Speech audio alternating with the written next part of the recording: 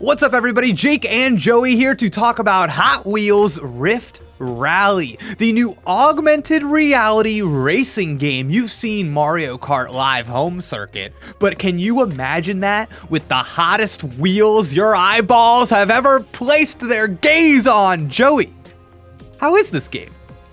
It's pretty good.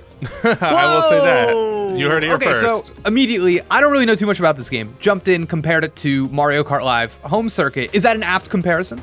Apt, very apt, same developers and everything. They told me during my hands-on session back in January, I believe, they said Mario Kart Live Home Circuit was their way of making a Mario Kart game, but set in the real world. Now this is their way of making a Hot Wheels game, but set in the real world. Hot Wheels, you get a little bit more creative freedom there, because Mario Kart has its rules. Hot Wheels, you know, they're toys. You can basically create your own rules with a video game, and that's kind of what they did here. AR aside, how similar is like the Hot Wheel car racing to Mario Kart? Are there item boxes? Are you like doing drifts for mini turbos? What's the same or difference there? So in this game, there's a campaign mode for one. So if you really would just want to play this game solo, there's a menu of sorts that takes you to different areas. There's a dragon tournament that has like an Asian backdrop setting. Each of these areas change the filter that's on the camera, and they give you like digital little AR backgrounds as well. The checkpoint markers that you set up, they also change depending on what level you're in. Really cool, interesting stuff. It really makes you feel like you're in a different zone every time. I said to my wife, "Oh, look, it's raining in our house," and she said, "Don't scare me like that again." So that was really cool to see that they were able to do that. And each race, there's the normal races, as simple as make it first or second place and you beat the challenge. And there's also extra challenges too, like beat this in a record time or don't get hit by any obstacles, like fire pits, crossbow arrows are coming at you. You know, they're not always races. They are challenges that are as simple as don't get hit like this many times by an obstacle, or hey, ring the bells and awaken the dragon. Yes, there's a dragon. Of course there's a dragon. Bringing the hot to Hot Wheels with that fire breath. So it's very much a game that's trying to be not just a gimmick of, hey, you can race in your house and you can see everything on the TV. They are very much trying to make this like, hey, this is a video game with objectives. You can unlock cars. There's so many cars to unlock, Jake. Over 100, I believe, is the number. And they all have their own different handlings. And it's just wild to think like, hey, you got this one car right here, but it can become so many different cars at the same time. It's wild. Let me get a good look at that car. Show that puppy off. Let's see that.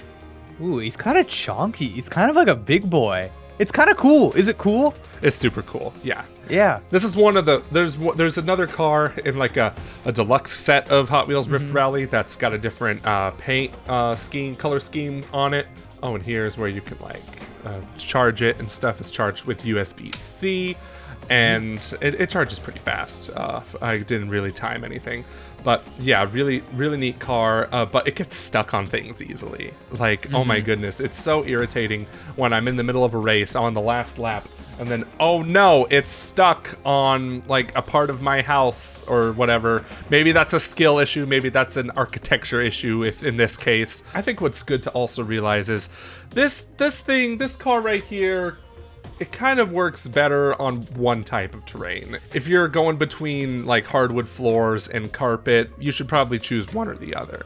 And even so, I've had more success on my hardwood floors. What I had to do is I had to take my dining room table out of my kitchen dining room area to make enough room for it.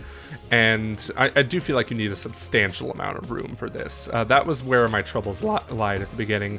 Was I needed more room, so I had to remove my dining room table, and it worked better that way. And when I figured out how to get that dining room set up for the racetracks, I didn't really get stuck too much. So yeah, it's best to have a consistent terrain for this type of car.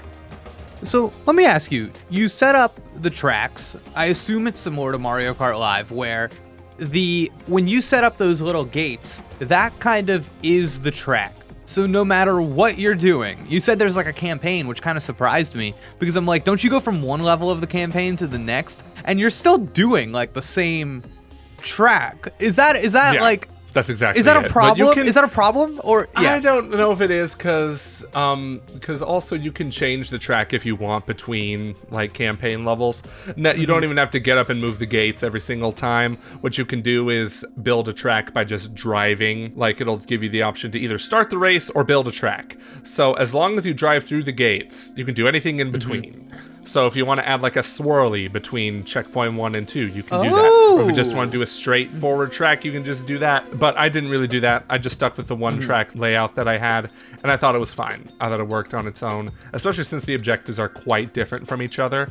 So you got that going for it. Although you can cheese it a bit, I feel like. If you miss a checkpoint, there's really no penalty. It'll still count as a lap. So I don't really think it's balanced too well, but you gotta also remember the novelty of this game is that it's an RC car game, but it's got mixed reality features into it. That's kind of where I'm more lenient on the whole, like, oh, you don't need to hit these laps every single time, or you don't need to make these checkpoints every single time, rather. Why in your mind would any given human being choose this over Mario Kart Live?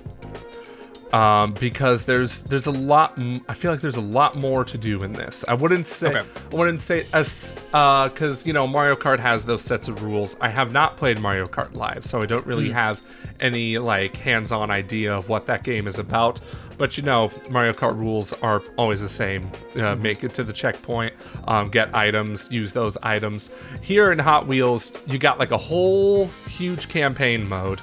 And there's different objectives in each one, like, oh, hey, collect these collectibles while also trying not to get hit by these swinging wrecking balls. A lot of them repeat over time, though. Like, you'll find, like, one of those missions in every, like, stage, every area. They give you something to see, I feel like. There's visual variety that does tweak the gameplay a little bit to kind of pull off that trick of technically going around the same thing every time, but there's enough little other things that kind of change your attention, and I think that's kind of cool because I do have Mario Kart Live, and I actually like it quite a bit, but you're talking about how there's all these different cars to unlock, and I don't know why, I'm kind of into that. Because like Mario Kart, you had some like costumes and stuff that were pretty fun, but there is something kind of cute and fun about your AR car in the game, seeing it and it being different from what the car looks like. There's something fun about that, right? Oh, there totally is. Yeah, and they handle completely differently too. You unlock them by basically collecting like a certain amount of XP points, and then that gives you like, it looks like a floppy disk, right? To basically unlock a new digital car outfit for the ride you already have. So that way you can unlock many different cars, some that specialize in muscle, some that specialize in speed, drifting, and if you get another sort of collectible with it too, you can change their stats too if you decide to unlock them with another collectible. So that way, if you want this muscle car to have more speed, you can crank that speed up, baby. So yeah, and the fact that it's being reflected in an RC car, it is just like, oh, and the fact that the RC car reacts to the other cars in the game, it is just wild to see how that works. That's just a whole nother level of programming right there that I will never be able to understand. I don't understand normal video game programming. So wait, it actually feels different? Like, it really feels different when they have different stats? Like, you're playing the game and... See, that there is something impressive about that. That is a cool trick. It is a really cool trick. It's something that really impresses me. But let me tell you, Jake, the setup for this was a huge pain at first. My goodness, I thought I was kind of disappointed when I first set this up because I felt like when I tried it out at a preview thing in San Francisco a while back, it worked out fine, right? But that was a controlled environment. Here now I've got to mess with the real world. I got to mess with stuff around my house. The first time there's two different ways to connect your car, just through Wi-Fi itself, but also directly to the PlayStation 5 that I was playing on. To connect it directly to the PS5, I had to enable my router to only give out 2.4 gig, or is it 2.4? Yeah, 2.4 gigahertz Wi-Fi. For some reason, how do you even do that, Joey? I don't even know. You have to like go to the VPNs and the I don't know. I had to look it up, so I had to enable 2.4 gigahertz Wi-Fi because apparently that works better through walls, I guess. And that was pretty much the only way to do it. Like when I did the Wi-Fi method, it was just choppy. It was super choppy. It wasn't very responsive, so I had to do it the direct way. So that's more like work for anyone anyone if they're thinking of picking up this game. Also, there was something going on with the tracks where they kept like sliding out of place. It was very jarring. I don't know how best to explain it. That's why I'm showing you the footage right now. And I still had that problem when I figured out my dining room setup, which was the best way for me to play the game. But I figured out like the game will learn like where things are or in the next like minute or two. So after it figured it out, after like the tracking was improved there, that's when like the experience was mostly smooth. Sometimes it still like slid out of place, but after that I really had no complaints. It felt super responsive after that, so really rough setup, but it was still worth it in the end. Man, it reminds me so much of like VR, how there's just inherent friction between like you playing the game and you know, like getting from A to B. It's like you're making these compromises for the sake of getting this one experience. So I feel like the question on the table is almost like, how obtrusive is it to set up? And is it worth it when you finally get to that sweet spot? Because I know for me, a big problem with Mario Kart Live is that those like little cardboard gates, I can't just like leave those around my house. Yeah, that's that's the so challenge. You feel me? Yeah, that's the challenge with stuff like this. And I don't know if I'm giving this a review score or anything, because there's still some features I haven't tried out yet, such as the multiplayer, which I haven't had a chance to really take a look at or understand how it works. I also don't have anyone who owns Rift Rally yet. I don't know anyone else who owns Rift Rally yet. So my gut reaction, my gut score right now is a liked, because it's still fun for what it is. But what's keeping me from like loving it or even liking it a lot is the fact that, you know, it's kind of a big old gimmick in that sense. A big old gimmick you gotta set up if you want to play it with. And really, how long are you going to be playing this game? Like, yeah, there's a campaign mode, sure, but I played through most of that already. I want to say I'm like halfway done with the campaign mode, and it's only been like 2 hours. Like, there's still extra modes too. There's the stunt mode, so if you just want to like drive around your house without having to worry about a track, you can just pull off stunts and like get your points that way. Wait, what does that mean? What is a stunt? So, you know, like donuts, popping wheelies. Wait, no. How are you popping wheelies? You're not, okay. I'm sorry, Jake. You're not actually, the car doesn't actually pop wheelies. All right. The car doesn't actually do the stunts. The digital car does the stunts, which, hey, that's cool. That's fine. Like, I'm not here because I want to see a digital, like a real car popping wheelies and stuff. Some of those stunts are really hard to pull off. I can't do a spin move to save my life. Does it feel like when you do a wheelie with the car, looking at the TV, does it look like the car is doing a wheelie? So you don't actually see the car. Ever. Okay. You just see like a digital car in front of it. The camera doesn't pick up the car. So it's it's not very jarring. I feel like it makes sense, like in the grand scheme of things. You can see the car do donuts, like in the, not this car, but the digital car itself. So, so while you're actually doing donuts, the actual car is just sitting there. Wow. Okay, I see what you're saying. And there's digital ramps too. Like, you don't actually get physical ramps, but there's digital ramps. So the digital car is jumping, physical car is not jumping. So. Wait, what? There's digital ramps? Yep. In stunt mode. How is the camera making it seem like you're going up something?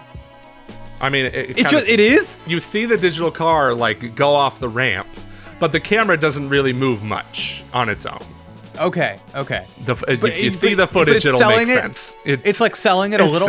It's selling it. That's I think cool. It is. Okay. Man, that's so interesting. I feel like the last Hot Wheels game that was on console was kind of well received too. People really like that one. So Hot Wheels having a bit of a moment. My question is, I kind of wonder if they'll be able to get like crossover skins for this. Because I know that Hot Wheels game, they got like the Batmobile in there at one point. Oh, man. And you know what I mean? I feel like that'd be kind of sick in this. Yeah, it would be. Yeah. Getting that DLC in there. There is a car that is a giant toilet, by the way. Oh, see, this is good. They know what they're doing. They know their audience. Before I brought up the stunt mode, I was also kind of bringing it back to, like, how often are we really going to play this? Like, is this really... But I don't think the point of something like this is longevity, you know? You know, because if you buy it, you know, the toy people and the game makers already made their money, right?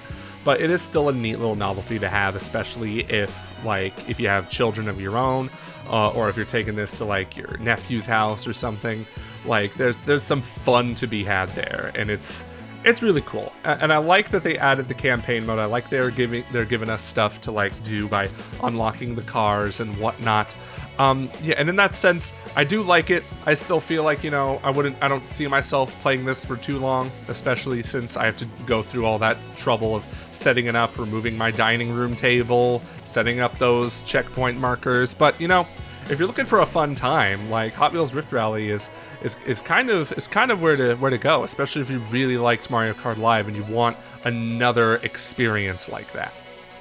Yeah, that is cool. Since it's the same developers, I wish that they could do some kind of like crossover stuff. Like you could use because if you could use your like little Mario Kart car as a second player and not have to like buy one or whatever, I feel like that would kind of go a long way. Yeah, hopefully it comes to Switch, because this game is not out on Switch, sadly. Oh, I didn't even know. It's only on PlayStation 5 and 4 and iOS. Cool. All right. Yeah, I could see this being a real hit with kids right now. I get that. That's like a fun little like family time, you know what I mean? I feel like this is a really good like Christmas present for the family, when you all like play together. That's actually that's a cool vibe. Like if we had this kind of stuff when I was a kid, I missed Skylanders too, Joey. Missed too. all this stuff. Would have loved it as a kid. Is there anything else you want to mention about this game? Anything else we didn't talk about yet that's on your mind? Your cat will love this, or your animal, or your pet, or anything, because all my footage, my cat's in it somewhere. Like, cool.